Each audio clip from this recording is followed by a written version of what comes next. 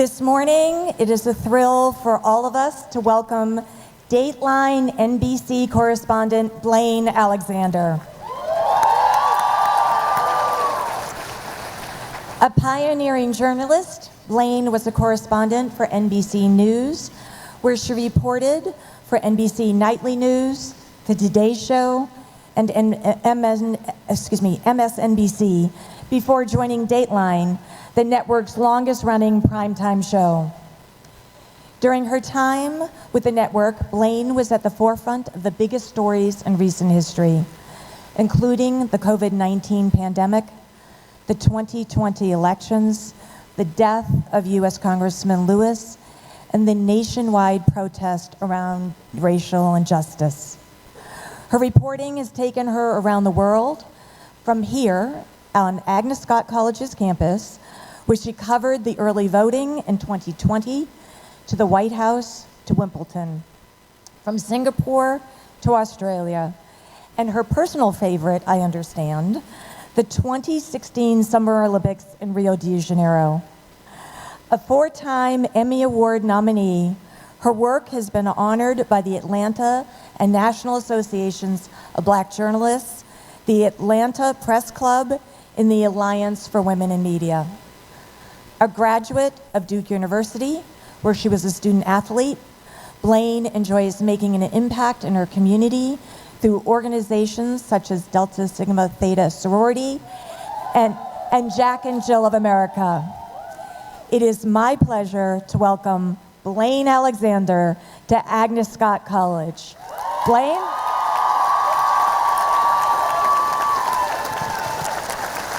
Move these up. President Zach, thank you so much. Thank you. Scotties, hello.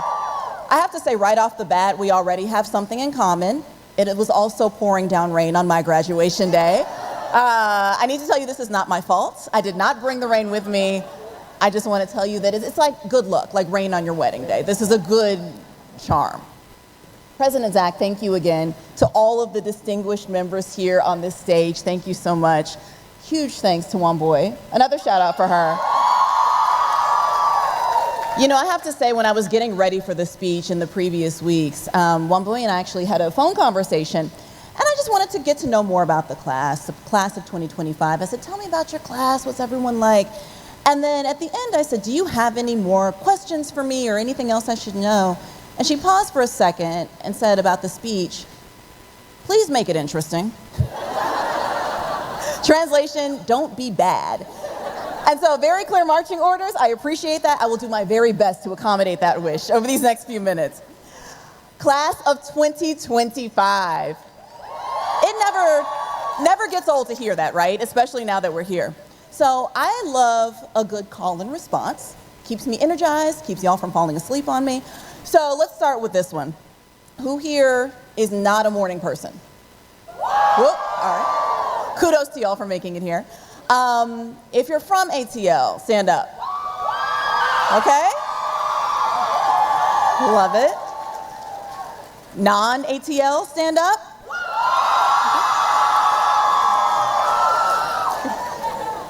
I love a strong showing. I love it. Okay, this one's my favorite one. Who here believes that you are in the very best seat in the house? Okay. Appreciate you. You're my people right there. We'll come back to that one.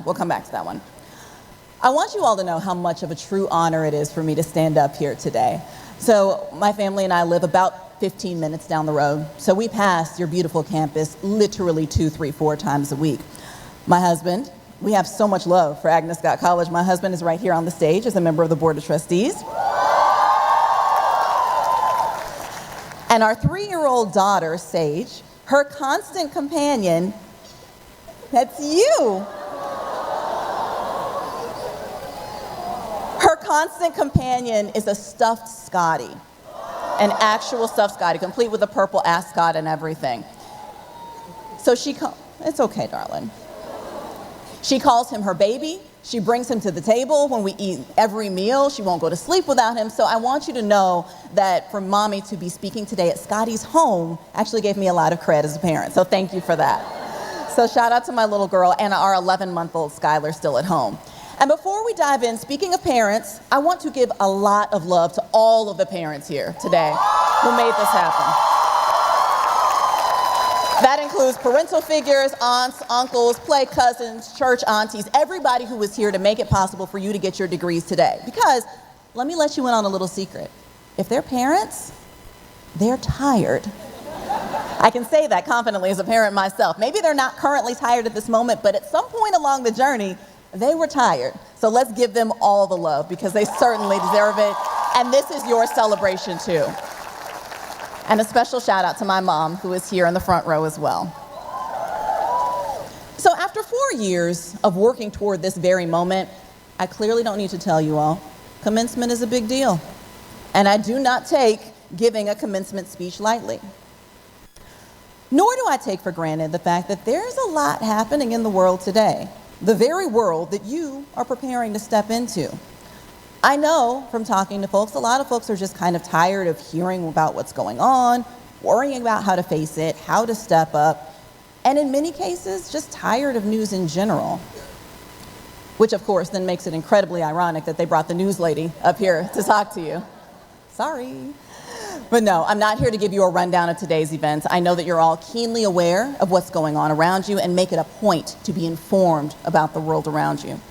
Instead, I want to talk to you this morning about what it looks like, what it feels like to show up and truly show up in a world that you can't predict, a world that you don't know what it will look like, but why we need your voice to help shape that world.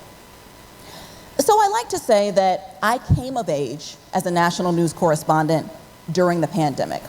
Typically in TV news over the lifespan of a career, by the time you make it to kind of the national news level, you've been in local news for a while. And I certainly had. I thought that I'd seen everything. So by the time I started at NBC, I will tell you there wasn't a natural disaster, snowstorm, shooting, city council meeting, congressional hearing, or feel-good cat story that you could throw my way and I wouldn't know how to cover on live TV under deadline, right? You've seen it. I appreciate you. You know what you're doing. But then came March of 2020. And at that time, I'd been a correspondent here, based here in Atlanta, for about 3 months by the time I'd finished my training. I won't take you all through those early days of the pandemic. You know it, you lived it, we all did. But what I will tell you is what I remember the most from those early reporting experiences in 2020 is the emptiness. I was sent to New Orleans to cover what we then called coronavirus. We all called it that before COVID. And I remember being one of maybe 5 people on an airplane from Atlanta to New Orleans. I got to New Orleans and I was reporting on Bourbon Street, the Bourbon Street, and it was empty. I was in the French Quarter and it was empty. The hotel where I stayed, it was a huge property right off the French Quarter. There were maybe fewer than a dozen rooms in use. This is a huge hotel. And on my last day there, they called me in between live shots. The front desk called and said, we're closing and we don't know when we're gonna open, but we need you to check out. So I got on another empty plane and I went back home. And so it went for weeks and weeks at a time, reporting on emptiness, deserted streets. And it was against this backdrop that the world, everyone in here, witnessed the death of George Floyd. I won't take you through that, but what I will take you through is take you through that time through the eyes of a journalist, specifically a Black journalist. Those empty streets that I was just talking about, that suddenly they were filled. Suddenly, like literally overnight. For the first time in weeks, we saw people flooding out of their homes to protest. They had signs, they had chants, and I think it's safe to say that many of you were probably out there among the protesters too. So I'm a reporter in the middle of all of this, and what struck me was that these were the very people who in many cases had been terrified to leave their homes, now standing shoulder to shoulder in huge crowds, literally risking their lives to have their voices heard. There was something within all of them that said, okay, despite the danger we're facing from this still very unknown virus, there's even more danger in staying silent. So as a reporter coming onto a scene, there are many ways to always cover a story. You come out, you assess, look at what's going on, who, what, when, where, why. That's always kind of the first thing. We have what we call the nuts and bolts of the story, right? So what's happening? Are there any police clashes? Anybody injured? What are the signs looking like? And of course, there were elements of all of that in the coverage. But at that first protest, I remember thinking distinctly, There is nothing more important than hearing these voices, the voices of the people who are out here, hearing their why, and making sure that other people hear it too. So from that protest on, that became my very clear focus, to give them a chance to explain their why, in their own words. Why is it worth leaving your homes, risking your lives to come out here? Why is this moment so different? Okay, so now here's where it gets a little interesting. Pushing for that didn't happen without, let's call it, some spirited, passionate conversations in the newsroom about what our coverage needed to look like. For me, amplifying those voices looked like pushing for more time for interviews, saying, okay, we can't cut this soundbite because we need to hear from this mom and we need to hear from her son. It meant spending hours outside with people, sometimes double or triple masked, just listening. And it was in that moment that I learned something about myself, that I was bringing my entire self to this coverage. Not just a curious journalist, even though I certainly was that, and not just someone doing a job, of course, but my lived experience as a woman, as a Black woman. Now, I want to be clear, bringing my perspective into our coverage does not mean being biased. It does not mean delivering a slanted message, nor does it rob me of my objectivity or make me any less of a journalist. But what it did was it gave me heart. It guided a lot of the questions I asked and the way that I asked them. It meant bringing a depth and a knowledge and a heart to a story because I know what it means. Because when I'm interviewing people and I get those emotions coming at me from what they're telling me, they're some of the same emotions that are happening in family conversations or friend group chats. It means being unapologetically authentic about who I am, what my lived experience has brought me, and bringing that fully into everything I do. And that is my message for you. If you take nothing else from what I say, for each of you, every experience, every interaction, every bump, every bruise, every triumph, every win, every loss, every scary moment, all of the pieces that come together to comprise your identity and make you, you, that is your superpower. Bring it fully with you into every room that you enter, in your new jobs, in your families, in the communities that you'll create when you leave Agnes. Now for me, well, I always kind of knew it. It took a pandemic and then a racial reckoning in the middle of that pandemic to fully learn and embrace that lesson. I pray for you all it takes something a little less extreme. But the truth is, I know that it's already inside all of you. And I know that because you're here. I don't believe that there are truly accidents. So it's no accident that every single one of you chose Agnes Scott, or that Agnes Scott chose you, whatever the case may be. You came to this campus because you wanted to be educated to think deeply, live honorably, and engage the intellectual and social challenges of your times. I appreciate it. It's got such a ring to it. So merely by stepping foot on this campus 4 years ago, you said to yourself, and you said to the world, I'm ready to shake things up a little bit, or a lot. I believe that life has a way of sharpening the skills that you already have, whether you want it to or not. And while we're here, let's have a quick chat about life. I know that I don't need to tell this to the current class of 2025, also known as the former class of 2021, for whom the pandemic delivered a rather remixed high school graduation experience. But listen to me when I tell you, you do not need to know what's coming next. In fact, the beautiful truth about life is, despite your best efforts, you won't know what's coming next. So whether you've climbed the tower to ring the bell, or your post-Agnes plans are maybe still taking shape, the one thing constant in life, aside from taxes, is this unpredictability. So I told you about a recent moment in my career. Let me quickly take you back to the very beginning. My very first job out of school, I was what's called a desk assistant. Basically, it's a somewhat glorified, somewhat paid intern. So many days, our most important task was ordering lunch for our photojournalists, the camera crews who worked at the White House. Sounds easy. Let me tell you, it was not. Friends, this was very stressful. These are great guys, I love them, but if you messed up that order, if you got somebody the wrong soup, there would be a phone call, there would be a complaint, and it could be the absolute worst part of your week. True story. Another job responsibility that came there was seating the guests that would come and appear on MSNBC. So if you watch cable news, you typically see people kind of talking in front of a camera. That takes place in what's called a little flash cam, so just a room with a camera. So we'd walk the guests in there, seat them, give them their coffee, do the mic checks. But we also had the rather glamorous task of cleaning out the earpieces that they used in between each guest. Yeah, no, that's appropriate. So you know when you're watching the news and you see a reporter kind of do like this, nod, and then they start talking? Yeah, now watch the news. A little bit? Okay, great. Those are called IFB, quick behind the scenes. And so everyone back in those days, they would really kind of use the same rotating earpiece. And so we would come in after each guest, take a little alcohol pad, sometimes two, depending on the severity, clean that bad boy off, and have it ready for the next guest. It was quite a time. You pay your dues. It was not exactly the glamorous life of TV journalism that one maybe envisioned coming out of college. But what it did was, one, it gave me an intimate understanding of how the business works. I mean, from the ground up, I saw everything. And two, it gave me a front row seat to some of the best journalists in the country, the very people that I wanted to learn from. So I would ask them, hey, can I come sit in on your interview? Can I just sit in the corner in the back and watch you do what you do? Some of those waxy-eared guests became mentors and dear friends. And the camera crews that I was ordering lunch for were the ones that volunteered their time to shoot my resume reel that ultimately I sent out and got my very first TV job just down the road in Augusta, Georgia. Thanks.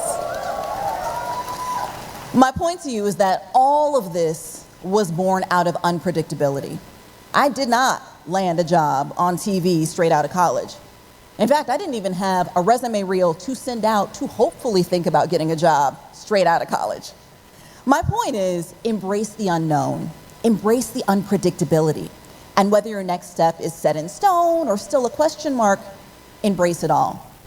Because while there is no way to know what will happen in any aspect of your life, I guarantee you there is always something to take from each chapter. A lesson, a skill, a lifelong relationship, or even in the hardest times, a resilience within you that you just never knew you had. In every chapter, there's always a why, and there's always a light. So my message to you is to look for it, learn from it. And the good news is when you move on from that chapter, that light, that lesson, that comes with you. And after all, who better than the class of fireflies to inherently find the light in everything that you do, or create it? So before I wrap up, because I am keenly aware that I am the one figure standing between you and your degrees, I want to leave you with a little cheat sheet with just 3 of those lessons that I picked up from my different chapters along the way. 1, say yes to things that scare you, and keep saying yes. Things that stretch you, make you tap into an unknown skill or dig deep within yourself and pull out something that you didn't know that you had. Those are things that only come when you find what scares you and you say yes. If I'm honest, it's what got me up on this stage today. Listen, I told someone the other day, I can go toe-to-toe with officials during a press conference. I can report on a protest while inhaling tear gas on live national news. But talking to a group of graduates on commencement day, it's a different type of pressure. It is. So say yes to what scares you. 2, this is probably my favorite. Hold on to your people. Hold on to your people. Your Scotty siblings, everyone who's sitting right here beside you, in front of you, behind you, those are your people. They're the ones who know the late night studying you, the, oh my God, girl, you remember that random person that you met at the club sophomore year and you liked? You. The people who have those stories, by the way, hold them very close. Those are your people. Through everything that life is going to inevitably throw at you, the goods and the bads, they'll be there to celebrate you, or keep you grounded, or hold you when you need to cry. Or they'll come sit in the audience and watch you when you give your first commencement speech. I brought proof, they're right there. These bonds last and these relationships last, but let me tell you, it takes effort. As life gets bigger and busier and more complicated, maintaining those bonds isn't as easy as just walking across campus. So I will tell you, you will need them, nurture them. Nurture those bonds. And finally, while it may feel uncertain right now, and I get it, but know that there is a world community out there that wants to see you win, that needs to see you win, needs you to succeed. A community that's ready to embrace you and all of your gifts, embrace your light, embrace your authentic voice. So I would tell you, find those people, focus on them. They're all the people right here on this stage, myself included. They're the ones who will answer a cold email when you just reach out and say, hey, hey, I just want to know more about what you do. Can I just come meet with you for 20 minutes and learn from you? They're the ones who will speak your name in rooms that you have never even walked into yet. They're the ones who see your spark and will want to nurture it. So those are the people that are out there waiting for you. So I'm going to end this by going back to my original call and response. And this time I think I'll do it for you, but I want you to join in with me. Scotty's class of 2025, with all the power inside of you and all the potential ahead of you, are you sitting in the best seat in the house? Yes. Congratulations, and go change this world.